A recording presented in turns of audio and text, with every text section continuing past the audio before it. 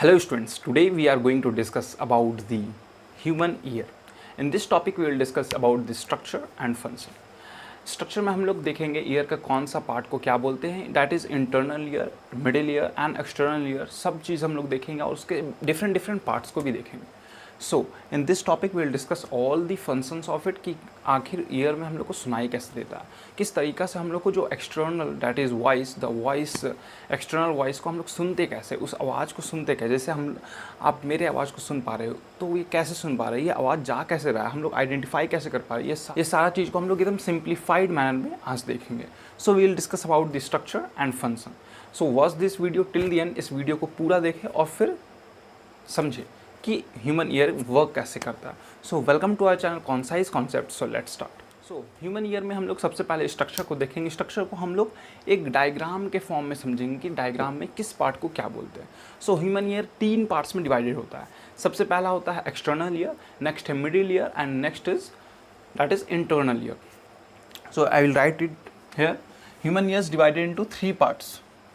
That is first is external part, next is middle part and third is internal part. और इसमें भी external part किसको बोलते हैं ये हम देख लेते हैं. तो एक्सटर्नल पार्ट 3 बेसिक पार्ट्स को बोलते हैं, ईयर का ही पार्ट होता है. तो सो किसको किसको बोलते हैं एक्सटर्नल पार्ट. सबसे पहले आता है pinna, that is outer pinna, इसको बोलते हैं पिन्ना. ये इसका काम क्या है, see just I will draw the diagram here. देखिए this is pinna, this is pinna, और पिन्ना द एक्सटर्नल ईयर. इसका काम क्या है, ये कैप्चर करता है साउंड को, जितना भी साउंड वेव्स आता है उसको कैप्चर करता है, कलेक्ट करता है, और कलेक्ट करने के बाद ये साउंड वेव्स को that is it just allows the sound to collect it, capture it and then allows the sound to travel inside the year.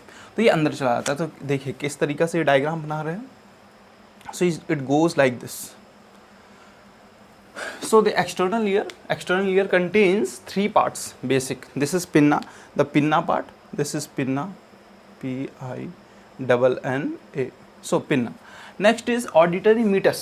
So this canal is called auditory meatus. So auditory meatus. So this part also come under the external ear. Till now we are discussing the external ear कि किस part को external ear बोलते हैं. So this is called external meatus. Sorry, this is called auditory meatus. इस auditory meatus में many hairs are present, so that it captures ये capture करता है या फिर इसको रोकता है. किसको रोकता है, एयर पार्टिकल्स को रोकता है. जितना भी डस्ट पार्टिकल्स होता है उसको रोकता है कौन, हेयर्स रोकता है. That is present in our auditory meatus. इस ऑडिटरी मीटस में एक ग्लैंड्स प्रेजेंट है जो that secrete wax and that is called cerumen gland. अब ये सेरुमेन ग्लैंड का काम क्या है, this is just a modified part of sweat gland. ये मॉडिफाइड पार्ट है स्वेट ग्लैंड का, और इसका काम क्या है, ये वैक्स सिक्रीट करता है. दैट इज वैक्स, और वैक्स लाइक स्ट्रक्चर, जो भी हम गंदगी निकालते हैं कान से by some substances that, but वो करना नहीं चाहिए. दिस इट सिक्रीट्स वैक्स, इसको वैक्स बोलते हैं. ये जो इट सिक्रीट्स हेयर वैक्स, ये वैक्स सिक्रीट करता है, ये वैक्स सिक्रीट करता है. अब ये वैक्स लाइक स्ट्रक्चर वैक्स क्यों सिक्रीट करता है, so that if any that insect of any small insect or any small creature, if by chance it goes inside due to some reason, किसी वजह से अगर कोई इंसेक्ट या फिर कोई क्रिएचर चला जाता है, कुछ small creature, if it goes inside then it will be trapped in this wax only. वो वहाँ फंस जाता है, वो वैक्स में फंस जाता है, जिस चलते वो फिर अंदर नहीं जा पाता. That is it does not damages the next part that is called ear drum. इस ईयर ड्रम को ये डैमेज नहीं कर पाता. दैट इज कौन, क्रिएचर, जो भी क्रिएचर, इन स्मॉल क्रिएचर जो भी अंदर गया है, वो जैसे ही अंदर जाएगा, कोई भी क्रिएचर, लिविंग क्रिएचर अगर अंदर जा रहा है तो वो वैक्स में फंस जाता है, और वैक्स में फंसने के बाद वो ईयर ड्रम को डैमेज नहीं कर पाता. So next part of the external ear is that is ear drum. So this is called ear drum. ear drum में हम लोग इसको tympanum भी बोलते हैं, tympanum. So till now we have discussed 3 things that come under the external ear. First is pinna, our external pinna. Next is auditory meatus, and third is eardrum. So this three things come under the external ear. इस external ear में, human ear में 3 part होता है, external, middle and internal. Till now we have discussed the external ear. Now we will discuss about the middle ear कि middle ear में क्या function आता है. So just I will rub it here. Next is middle ear. Middle ear में क्या आता है? Just see here, I am just drawing the middle year, and after that in a detailed structure we will discuss about the inner ear. So till now we will discuss about the middle ear. So in middle ear, 3 ear ossicles. which part of the ear, कौन सा part ear का कौन सा part आता है middle ear में? तो वो है ear ossicles. So ear ossicles किसको बोलते हैं? तो 3 bones are there, they are attached with each other. So 3 bones are there. कौन सा bones है? First is malleus, incus and stapes. So I will just draw it here. This is eardrum, and till from here 3 bones are connected. 3 bones are connected. Okay. So 3 bones are connected. This is, first is malleus. Second is incus, and third is stapes. First is malleus. अब इसको याद कैसे रखेंगे? पहला जो malleus, ये तीनों bone का नाम याद कैसे रखेंगे? तो this is MIS. So miss, school teacher will call, school के टीचर को हम लोग मिस बोलते हैं. सो वहाँ से MIS, मैलियस, मिस. सो MISS, स्कूल के टीचर को जो मिस बोलते हैं वहाँ MISS होता है, बट यहाँ पे हम MIS, मिस सिर्फ याद रखेंगे. सो M means malleus, I means incus and third is stapes. So from here only we will remember कि किस तरीक़ा से हमको याद रखना है. So next, अब ड्यू टू इट्स शेप्स, इसका शेप के चलते हम इसको कुछ और भी बोलते हैं. जैसे ये हैमर लाइक स्ट्रक्चर है, ये हैमर लाइक स्ट्रक्चर है, इसलिए इसको just we will call hammer. Malleus को हम लोग हैमर भी बोलते हैं. नेक्स्ट इज ये एनविल लाइक स्ट्रक्चर. एनविल मतलब anvil structure is there which cobbler use, जो मोची के दुकान में हम लोग यूज़ करते हैं, वो उस टाइप का शेप होता है, इसलिए इसको एनविल बोलते हैं, एनविल. एंड नेक्स्ट स्टेप्स, ये हॉर्स के जो क्लाइंब करने के लिए, हॉर्स में चढ़ने के लिए जो शूज़ रखने के लिए जहाँ पे यूज़ होता है, वो उसको हम लोग बोलते हैं स्टिरप. उस टाइप का स्ट्रक्चर है, इसलिए stirrup. So one name is just written, hammer, anvil and stirrup. सो from this word also you can just remember, but the famous word जो हम लोग ज़्यादातर यूज़ करते हैं वो है malleus, incus and stapes. Now one more thing here you can remember that stapes is the smallest bone in the human body. smallest bone जो होता है हम लोग के human body में वो है stapes. ठीक है. और तो longest bone कौन सा ये बता दीजिए. So longest bone है femur, that is thigh bone is the longest bone in the human body. Now one more thing is there, एक और चीज़ याद रखना है. यहाँ पे क्या होता है, मिडिल ईयर में ही एक वन कैविटी इज प्रेजेंट, एक कैविटी प्रेजेंट रहता है. यहाँ से एक कैविटी प्रेजेंट रहता है, इसको बोलते हैं Eustachian tube. A tube like structure is present, it is called Eustachian tube. Eustachian tube. So Eustachian tube, it is just joint to the pharynx. ये फैरिंग्स तक अटैच रहता है, हम लोग के जो फैरिंग्स होता है वहाँ तक अटैच होता है. क्यों अटैच रहता है, ऐसा क्यों ट्यूब बना हुआ है, ये इंपॉर्टेंट समझना है. So this tube like structure is just made up of I think yellow cartilage, yellow elastic cartilage. So उस टाइप का प्रेजेंट होता है. Cartilage means which is movable, it is not a bone, it is not a muscles, it is just a cartilage, in between it is there. So cartilage का मतलब होता है जो flexible हो, just like this, it is a cartilage. So yellow elastic cartilage, it is made up of yellow elastic cartilage. And white is made up of, क्यों वो बना हुआ है, यहाँ पे क्यों जरूरत है इसका यूस्टैचियन ट्यूब का, इसलिए सो डैट यहाँ के जो एटमॉस्फेरिक प्रेशर है, वो यहाँ का जो प्रेशर है, सॉरी, ये क्यों ज़रूरत है, क्योंकि यहाँ का जो प्रेशर है वो एटमॉस्फेरिक प्रेशर के अकॉर्डिंग मेंटेन हो पाए, इसलिए हम लोग को सुनाई देता है. ताकि ये फर्स्ट दिस पिन्ना कलेक्ट करता है साउंड को कलेक्ट करने के बाद ये स्मॉल ट्यूब में कन्वर्ट कर देता है. स्मॉल ट्यूब में कन्वर्ट करने के बाद ये क्या करता है, ये एम्पलीफाई करता है, दैट इज़ साउंड को और एम्पलीफाई करता है. अब एम्पलीफाई क्यों करता है ये भी सुनना इंपॉर्टेंट है. जैसे बहुत कम जो साउंड होता है, बहुत हल्का जो साउंड होता है, उसको भी अगर हमको सुनना है तो वो तो वो क्या करता है, वो साउंड वेव्स जो होता है उसको एम्पलीफाई कर देता है. ये hammer, that is 3 bones, amplify it, और एम्पलीफाई करने के बाद हम लोग को ऑडिटरी नर्व्स के थ्रू सुनाई देता है. अब इसको और एक अच्छे तरीके से समझ सकते हैं फिजिक्स के एक फार्मूला से. So just you can just remember one physics formula, that is pressure is equal to force by area, pressure is equal to force by area. अब देख सकते हैं यहाँ पे एरिया ज़्यादा है, ठीक है, यहाँ पे एरिया ज़्यादा है, तो as you can just remember pressure is inversely proportional to area, pressure is inversely proportional to area. तो होता क्या है, जैसे कि एरिया यहाँ बहुत ज़्यादा है तो प्रेशर कम लगेगा, सो साउंड वेव्स जो आ रहा है यहाँ पे प्रेशर कम लगेगा, बट क्योंकि ये जब ट्यूब में दैट इज ऑडिटरी मीटर्स में ये फनल लाइक स्ट्रक्चर में कन्वर्ट हो गया, तो यहाँ पे क्योंकि यहाँ पे एरिया कम हो गया, एरिया कम हो गया क्योंकि ये दोनों इन्वर्सली प्रोपोर्शनल है, that is pressure is inversely proportional to area. तो यहाँ पे देख रहे हैं एरिया कम हो गया, दैट इज ट्यूब में एरिया कम हो गया, तो यहाँ पे प्रेशर बढ़ जाएगा, किसका, साउंड वेव्स का प्रेशर बढ़ जाएगा। अब यहाँ पे देख रहे हैं और कम हो गया एरिया, एरिया और कम हो गया तो इसको और एम्पलीफाई करके ये सुनाई देगा, दैट इज़ यहाँ प्रेशर और ज़्यादा हो जाएगा।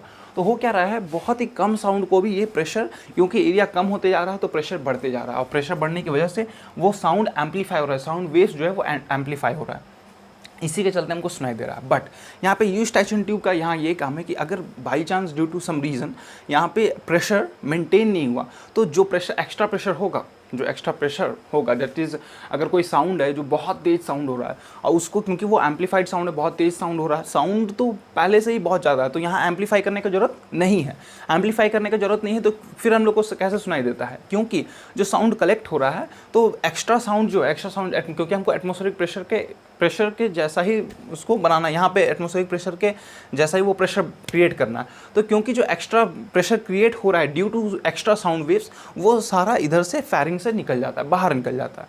सो to create the atmospheric pressure, normal pressure in the middle ear, इसलिए ये यूस्टैचियन ट्यूब बनाया गया है। तो यहाँ पे हम देख सकते हैं मिडिल ईयर का काम क्या है, मिडिल ईयर का बस इतना सा काम है कि ये एम्पलीफाई करता है साउंड वेव्स को। मिडिल ईयर का काम क्या है, ये एम्पलीफाई करता है साउंड वेव्स को। तो हम देखें एम्पलीफाई करता है, तो यहाँ हम देखें कि मिडिल ईयर में क्या होता है, बस ईयर ऑसिकल्स होता है और यहाँ पे यूस्टैचियन ट्यूब होता है। So this come under the middle ear. Now we will discuss about the inner ear, inner ear के बारे में डिस्कस करेंगे। So now we will discuss about the inner ear. Inner ear में क्या फंक्शन होता है। इनर ईयर एक बहुत ही कॉम्प्लेक्स ऑर्गन है, दैट इज़ बहुत ही कॉम्प्लेक्स स्ट्रक्चर है, उसको समझना, but I will make it simple, very simple, इस सिंपल मैनर, इसको बहुत ही आसान तरीका से समझाएंगे इनर ईयर को। So now will discuss about the inner. Inner ear में कितना पार्ट होता है ये समझ लेते हैं। इनर ईयर में होता है, सबसे पहले होता है आपका बोनी लैब्रिंथ एंड मेम्ब्रेनस लैब्रिंथ, ये 2 पार्ट्स होता है इनर ईयर का। अब उसी पार्ट को हम लोग समझेंगे कि उसमें किस पार्ट को क्या बोलते हैं इनर ईयर में, वो हम समझेंगे करके। So just see here, till now we have drawn the ear, next we have drawn the tube like structure, and after that we have drawn the tympanum, and after that we have drawn the 3 bone, okay, that 3 bone we have made. So I will not draw again. Now we will draw the inner ear part. So just see here, inner ear का structure होता है इस तरीका से, कुछ structure होता है। ये जो हम बना रहे हैं ये है कॉक्लिया। ये क्या है, कॉक्लिया। मेन सुनने का जो काम होता है वो कॉक्लिया से ही होता है, ठीक है, सुनने का काम। बट बहुत जगह आप देखेंगे बैलेंसिंग ऑफ द बॉडी वो भी ईयर ही करता है। हम लोग के year he balance of the body maintain करता है, बैलेंस ऑफ द बॉडी। जैसे हम लोग कभी घूमते हैं प्लेग्राउंड में, ऐसे घूमते हैं, चारों तरफ से घूमते हैं, तो ऐसे घूमने के बाद जैसे हम लोग अचानक रुकते हैं तो तुरंत हम लोग गिरने लगते हैं। क्यों? क्योंकि वहाँ पे जो फ्लूइड होता है इनर ईयर में, अभी हम एक फ्लूइड के बारे में बताएंगे जो कि यहाँ पे सेमी लूनर कैनाल में प्रेजेंट होता है, that is semi lunar canal यहाँ पे प्रेजेंट होता है, that is present in the 90 degree, वो 90 डिग्री से प्रेजेंट होता है। All the semi lunar canal are present in the 90 degree. जैसे एक ऐसे करके प्रेजेंट है, एक that is one canal is present like this, one canal is present like this, and one canal is present like this. So in this manner you have just studied in physics also, इस तरीका का structure कुछ पढ़े होंगे current electricity में। सो जो semilunar canal है यहाँ पे ये कॉक्लिया का स्ट्रक्चर है और ये है सेमीलूनर कैनाल। तो सेमीलूनर कैनाल में जो फ्लूइड भरा हुआ है उसमें कुछ डिस्टर्बेंस होने की वजह से जब हम लोग घूमते हैं प्लेग्राउंड में, जैसे ऐसे घूम रहे हैं, तो उस वक्त हम लोग गिरने लगते हैं। अचानक जब रुकते हैं तो गिरने लगते हैं। क्यों? क्योंकि जो सेमीलूनर कैनाल में जो फ्लूइड भरा हुआ है उसमें कुछ डिस्टर्बेंस होने की वजह से ही ऐसा क्रिएट होता है। बट वापस with in a few seconds only हम लोग नॉर्मल स्टेज में आ जाते हैं, क्योंकि वो फ्लूइड फिर नॉर्मल हो जाता है। बट क्योंकि घूमने की वजह से वो फ्लूइड में डिस्टर्बेंस होता है, जिस चलते वैसा होता है। सो यहाँ पे जो सेमिलुनर कैनाल है, डैट इज़ यहाँ पे हम लोग पढ़ेंगे वेस्टिबुलर एपरेटस। तो ये वेस्टिबुलर एपरेटस ही हम लोग का balance of the body, that is it creates a balance in our body, उसके चलते ही बैलेंस होता है। अगर ये फ्लूइड हटा दिया जाए तो हम लोग अपने बॉडी को बैलेंस नहीं कर पाएंगे। तो ईयर के चलते ही बैलेंस ऑफ दी बॉडी होता है। I will just it make the inner ear in a simplified manner in this diagram. So just see here. So this is cochlea now, and this is in a bony structure. ये जो bone structure, ये जो human ear है ना, ये किस bone में, brain का किस, जो हम लोग का ब्रेन है उसका कौन सा बोन के अंदर है? तो यह temporal lobe, temporal lobe, brain का एक टेम्पोरल लोब, इस पार्ट को बोलते हैं टेम्पोरल लोब। तो यहाँ का जो ब्रेन का जो पार्ट होता है बोन का, उसको टेम्पोरल लोब बोलते हैं। तो उस बोनी स्ट्रक्चर के अंदर ही ये सारा स्ट्रक्चर है। So this cochlea is in temporal lobe only. तो ये अंदर स्ट्रक्चर है। अब यहाँ पे 3 सेमिलुनर कैनाल है, सेमिलुनर कैनाल है। तो किस तरीका से स्ट्रक्चर होगा? सो 1 semilunar canal is like this, 1 is like this,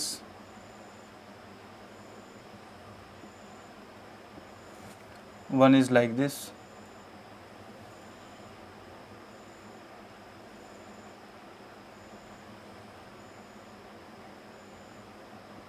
so this is semilunar canal.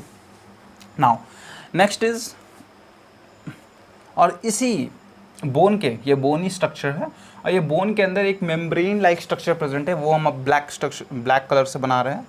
ठीक है, ये मेम्ब्रेन लाइक स्ट्रक्चर कुछ प्रेजेंट है।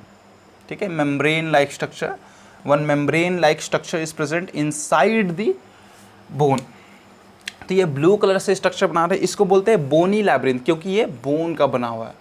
बोनी लैब्रिंथ, लैब्रिंथ, क्योंकि हम पहले बताए कि इनर ईयर में 2 पार्ट होता है, that is 2 parts are there. Ear का 2 पार्ट होता है, एक बोनी लैब्रिंथ और एक मेम्ब्रेनस लैब्रिंथ। तो ये हो गया आपका बोनी लैब्रिंथ, और ये जो हो गया ये हो गया मेम्ब्रेनस लैब्रिंथ, जो कि हम ब्लैक कलर का स्ट्रक्चर बनाए। तो ये हो गया मेम्ब्रेनस लैब्रिंथ, मेम्ब्रेनस, क्योंकि ये एक मेम्ब्रेन से बना हुआ है तो इसलिए मेम्ब्रेनस लैब्रिंथ है, मेम्ब्रेनस लैब्रिंथ, लैब्रिंथ। सो अब एक एक करके हम बताएंगे किस स्ट्रक्चर को क्या बोलते हैं। सो जस्ट सी हियर, ये कॉक्लिया हो गया। ठीक है, इसमें ब्लू कलर से स्ट्रक्चर बनाया है उसको हम बोलते हैं बोनी लैब्रिंथ, और ब्लैक कलर से बनाया है उसको बोलते हैं मेम्ब्रेनस लैब्रिंथ। तो ये बोनी लैब्रिंथ के अंदर जो फ्लूइड भरा हुआ है उसको बोलते हैं हम लोग पेरीलिम्फ बोलते हैं। यहाँ पे जो फ्लूइड भरा हुआ है, यहाँ पे फ्लूइड भरा हुआ है, यहाँ पे फ्लूइड भरा हुआ है, ये सब में फ्लूइड भरा हुआ है। ठीक है, यहाँ पे भी फ्लूइड भरा हुआ है। तो यहाँ पे जितना भी फ्लूइड भरा हुआ है इसको बोलते हैं हम लोग पेरीलिम्फ। क्या बोलते हैं हम लोग? Perilymph. So you can just see here, this is called perilymph. ये पेरीलिम्फ है। ठीक है, ये पेरीलिम्फ है जो फ्लूइड भरा हुआ है। ठीक है, इसको बोलते हैं हम लोग क्या? पेरीलिम्फ। कहाँ भरा हुआ है? ये बोनी लैब्रिंथ के स्पेस में भरा हुआ है। अब मेम्ब्रेनस लैब्रिंथ के अंदर जो भरा हुआ है उसको हम लोग क्या बोलते हैं? उसको हम लोग बोलते हैं एंडोलिम्फ।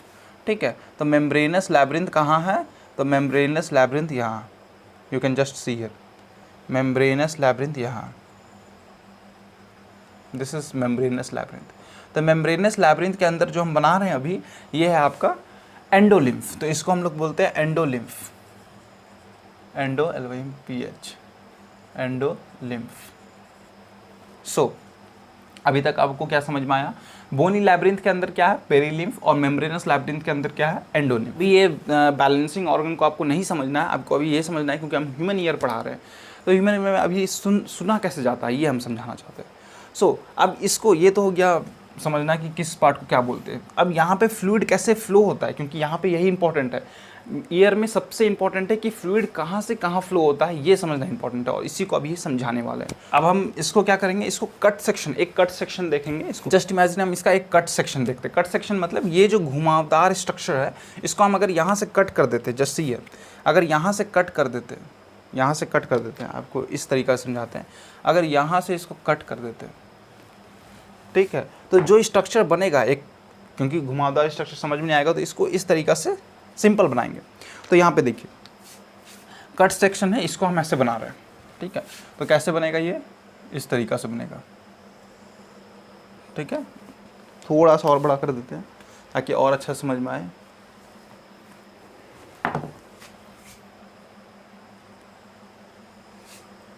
ठीक है, अब ये क्या हो गया, बोनी लैब्रिंथ। ये क्या हो गया, बोनी लैब्रिंथ। हम BL लिख रहे हैं सिर्फ, you can just understand it is bony labyrinth. Next after that I am drawing, this is membranous labyrinth. Okay, this is membranous labyrinth. I hope you will understand membranous labyrinth, ML, BL bony labyrinth and ML membranous labyrinth। अब इसके बाद क्या है, इसके अंदर क्या कौन सा फ्लूइड भरा हुआ है, पेरीलिम्फ भरा हुआ है। यहाँ पे क्या फ्लूइड भरा हुआ है, एंडोलिम्फ भरा हुआ है। नाउ और क्या है इसमें, तो इसमें है यहाँ पे जो स्पेस है इसको बोलते हैं स्कैला, स्कैला वेस्टिब्यूल, वेस्टिब्यूल। यहाँ पे जो स्पेस है इसको बोलते हैं स्कैला मीडिया, और यहाँ पे जो स्पेस है इसको बोलते हैं scala tympani. I hope you will remember, scala vestibule, scala media, scala tympani. Line by line आपको याद करना है, VMT, VMT करके याद कर सकते हैं, V ऊपर V और फिर M और उसका T, scala vestibule, scala media, scala tympani. इस तरीक़ा से भी आप याद कर सकते हैं VMT। So you will just remember इस स्पेस को क्या बोलते हैं। और इस घुमावदार स्ट्रक्चर को यहाँ पे हेलिकोट्रेमा बोलते हैं, बट इतना रिमेंबर करना जरूरत नहीं है। जो मेन थिंग है जो याद करना इंपॉर्टेंट है वो हम बता दे रहे हैं। सो यहाँ पे स्कैला वेस्टिब्यूल है। यहाँ पे इंपॉर्टेंट ये समझना है कि कौन सा फ्लूइड फ्लो करता है जिससे चलते हम लोग को सुनाई देता है, किसके वजह से सुनाई देता है, ये इंपॉर्टेंट है, ठीक है। अब यहाँ पे एक स्ट्रक्चर प्रेजेंट होता है जिसको बोलते हैं, एक स्ट्रक्चर प्रेजेंट होता है जिसको हम लोग बोलते हैं ओवल विंडो। ओवल विंडो भी बोल सकते हैं या फिर फेनेस्ट्रा ओवेलिस। अच्छा, फेनेस्ट्रा,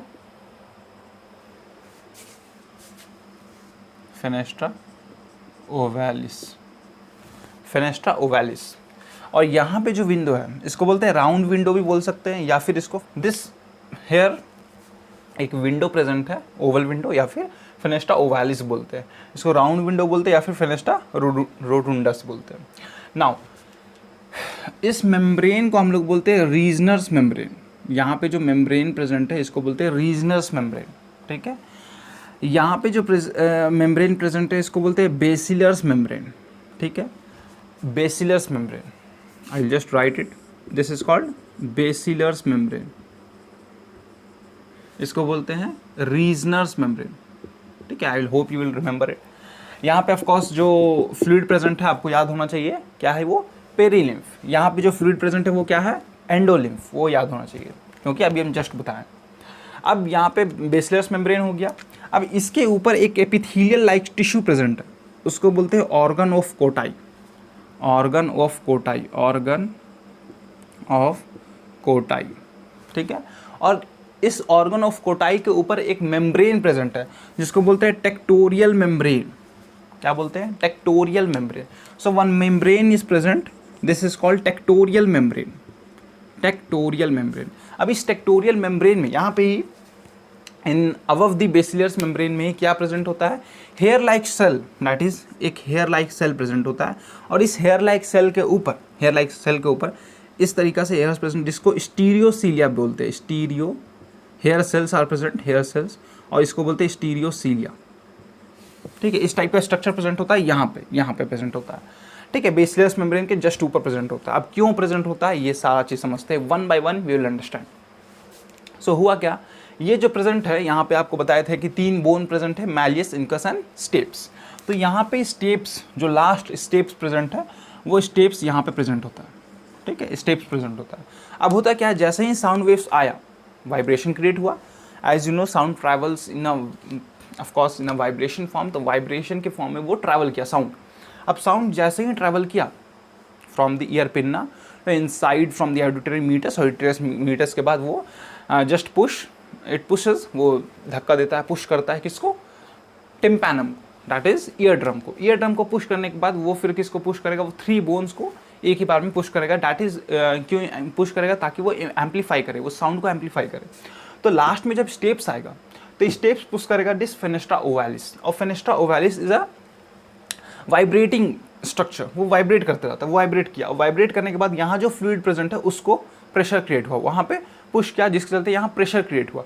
अब यहाँ प्रेशर क्रिएट होने की वजह से, यहाँ पर रीजनस मेम्ब्रेन में प्रेशर क्रिएट होने की वजह से ये प्रेशर आगे फ्लो होता है। ये प्रेशर आगे फ्लो जैसे ही होता है ये पेरिलिम्फ के बाद एंडोलिम्फ में आ जाता है, और ये जैसे ही आगे फ्लो होता है ये पेरिलिम्फ के बाद एंडोलिम्फ में आता है, और यहाँ पे बेसिलस मेम्ब्रेन में जितना भी stereocilia that is hair cell present है, वहाँ से वो हेयर सेल्स वाइब्रेट करने लगता है। और ये वाइब्रेशन करने के बाद, ध्यान से सुनिएगा, ये वाइब्रेशन करने के बाद यहीं से nerves that is nerves are connected, that nerves is called auditory nerves. यहाँ से नर्व्स जैसे ही वो that is the movement is there in the cells, that is stereocilia that is hair cells में मूवमेंट होता है, तो यहाँ से ऑडिटरी नर्व्स कनेक्टेड होता है हम लोग के ब्रेन तक। तो यहाँ से ऑडिटरी नर्व्स हम लोग का ब्रेन तक कनेक्टेड होता है, ठीक है, यहाँ तक समझ में आ, और इसी से हमको सुनाई देता है कि हम लोग क्या सुन रहे हैं, क्या वर्ड सुन रहे हैं, तो ऐसे करके हम लोग को सुनाई देता है। अब यहाँ पे फ्लो तो हुआ, दैट प्रेशर क्रिएटेड, बट ये प्रेशर कहाँ तक जाता है, ये फिर यहाँ से कहाँ जाता है, ये भी तो समझना इंपॉर्टेंट है।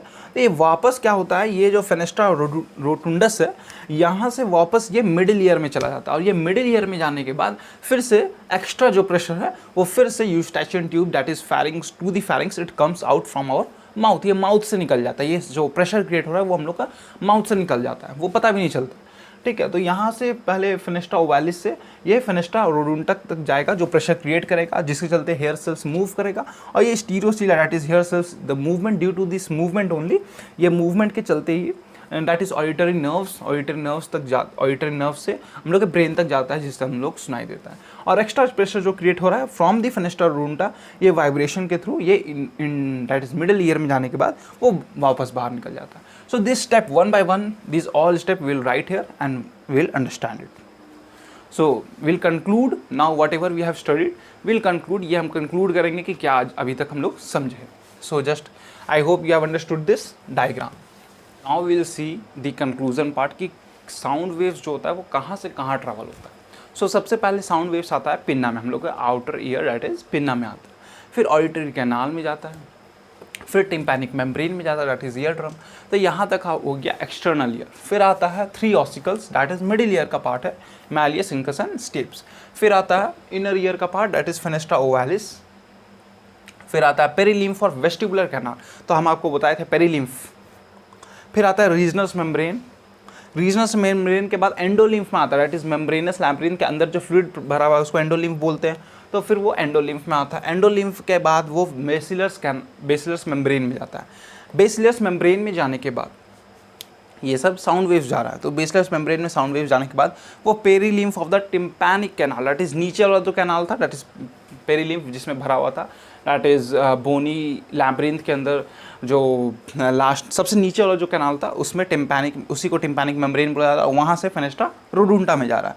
अब वो फेनेस्ट्रा रोडुंटा में जाने के बाद साउंड वेव्स डिसिपेट हो रहा है इन द मिडिल ईयर, और जो एक्स्ट्रा प्रेशर है क्रिएट हुआ था वो सब यूस्टैचियन ट्यूब के साथ बाहर निकल जाएगा। So till now we have discuss in a very simple way human ear का, कैसे हम लोग आखिर ह्यूमन ईयर के बारे में हम लोग समझे और समझे कि किस तरीका से हम लोग को सुनाई देता है। I hope you have understood. If you like the video please subscribe this channel and hit the bell icon to get all the latest notification in your device. So thank you.